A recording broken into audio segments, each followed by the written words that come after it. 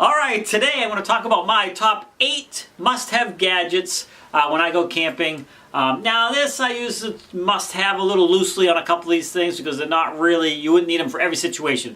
But anyways, let's get into it. Hey, welcome to Two Camping Gurus. If you like camping in the great outdoors, you are in the right place. Number one, if you are staying or using an RV or a camper or something like that, you're going to be hooking up to shore power at campgrounds. One thing you really should have is a surge protection device. So a lot of these campgrounds don't have an even flow of electricity, believe it or not, and there's been lots of times where people have lost things in their camper because of the fluctuation.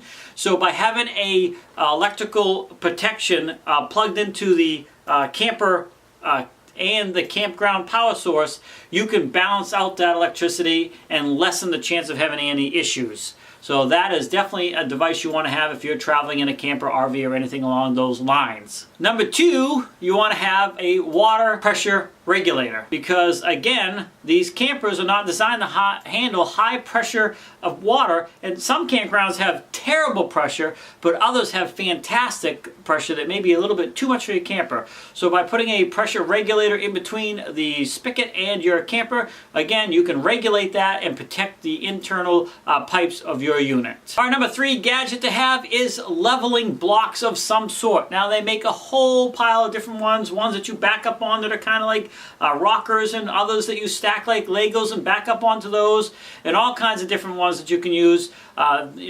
They all work fairly well. You might like one better than other, but by having those with you, if you are slightly off kilter at your campsite, you can balance and level out your camper easier with those. Now, if you don't want to purchase those and you have plenty of room, you can always cut yourself some planks. We did this when we had a bigger camper at one time, and we had like 3-foot long planks and like a 2-foot long plank. We'd stack those and we could back up onto them. But we had plenty of storage in that particular unit. Most units today don't have nearly the space, so these little plastic stackable ones work fantastic.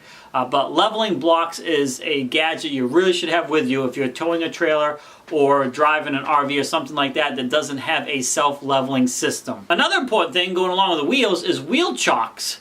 Especially if you have a travel trailer, it's a good idea to chock the wheels, especially if you're on somewhat of a sloped area. Even if you level out the camper, if the wheels are on a sloped area, there is potential for it to roll. So if you chock your wheels, you'll lessen the risk of that, and it makes for a safer situation as well.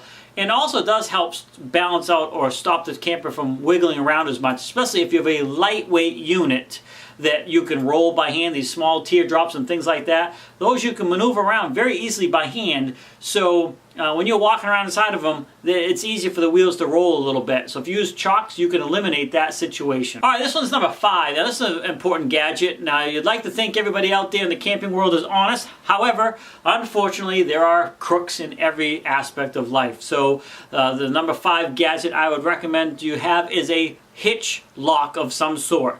This locks your hitch so nobody can back up and hook up to your camper or trailer or whatever it might be, and they can't haul it away. It sounds like something you'd never think about, and hopefully no one would ever do. Unfortunately, it has happened to people, so a hitch lock is a good idea to help prevent that from happening, especially if you're boondocking somewhere and you're unhooking and you're taking your tow vehicle and going off for the day and doing things. It's a good idea to lock it up. It keeps the honest. Relatively inexpensive thing to have, but could save you a lot of headaches. Okay, the next one is a water filter. Now you can either have there's all kinds of ways you can go with this. You can put a filter on your tap inside, like the Brita filter or something like that for drinking water, or you can go with a whole unit filter that would be outside, which I recommend. It's, again, very inexpensive. You got to change them every so often. Different ones are designed to handle a different amount of water before they have to be changed out. But if you put one of those on the outside of your unit for the water to go into before it goes into your camper, you're filtering it, and then it's safer to drink and things like that. You don't know what's going on with the campground water system and their piping, and whether they've had issues or anything like that in the past. So if you have a filter, you can help ease your mind as to the water that you're drinking, showering with, and brushing your teeth. So I would definitely recommend some sort of a water filter when you're camping. And along the lines of water filter, you want to have the white camping hoses. You don't really want to use your regular garden hoses that you use at home. The white camping hoses, they have a different interior coating, and the way they're set up that they're safe to drink out of, as well as when the sun's baking on them. The regular garden hoses, they give off, other toxins and things like that that can get into your water supply. But if you use the ones designed for campers, they are designed so that that is not an issue. Now, I know every one of us drank out of garden hose when we were kids, and I still do, and it's not a big deal. But I definitely recommend doing it, especially if you're going to be using this water on a regular basis. You're camping a lot. If you're a full-time RVer, you don't want to be drinking that water constantly out of a hose that's not designed for drinking water. So make sure you get a camping hose that's designed for drinking water. And those are typically white hoses that are sold at campgrounds and other places, camp stores and other places. The number 8 gadget is really something, once you set it, it's kind of one of those things you put it in place and leave it alone, but it saves you a lot of cleaning of the outside of your camper, and it makes it look a little nicer.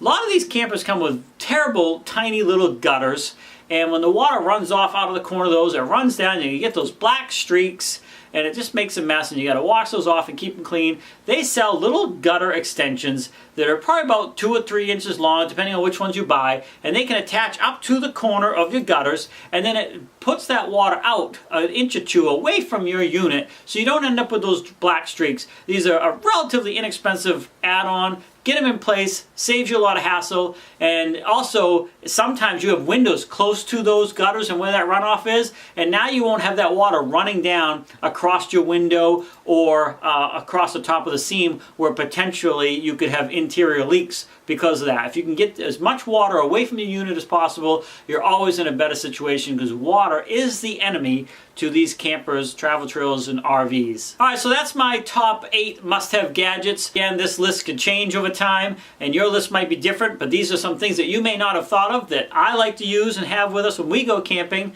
so it's been great for us. If you are a brand new camper or you've been camping for a long time, you can always click my link down below the description here. It's a link to get a free ebook on camping, as well as a pre-trip checklist to make sure your camper is ready to hit the road, and or your tow vehicle if you're towing. Again, that is free. It's in the description below, or you can put in your browser pretripchecklist.gr8.com. Again, click on that, and always comment, subscribe, and like, and share. If you have any questions, I'd be happy to answer them. Just put them right down in the comments. Have a good day, and happy camping.